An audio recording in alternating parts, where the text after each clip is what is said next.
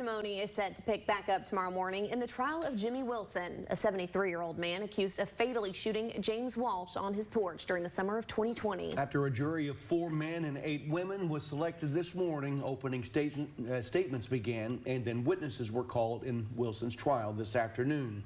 Josh Hargard was in the 30th District Courtroom. He joins us now. And Josh, what happened today? Well, guys,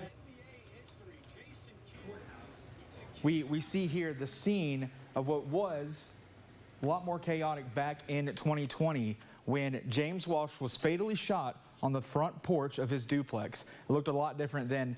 And so now, thanks to several continuances, more than 4 years later, the man charged with pulling the trigger is facing a judge and jury.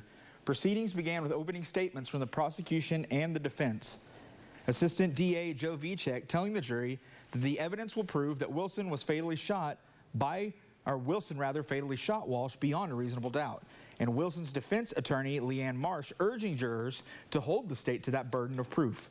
Then Vichek called the state's first witness, a former patrol officer who first responded to the call for gunshots back in 2020, with photos of the scene and Walsh's body shown in open court, leading to audible sobbing from several of Walsh's loved ones in attendance. That was followed by an eyewitness who said he saw Wilson walk up, shoot Walsh in the chest, and then a second time in the head.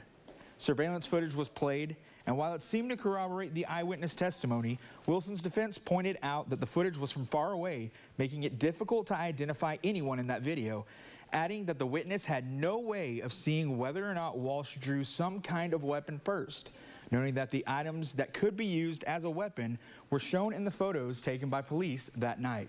The testimony is set to resume first thing tomorrow morning, with only a few more witnesses left to take the stand for the state. All right, Josh. Well, thank you so much for that update. We appreciate it.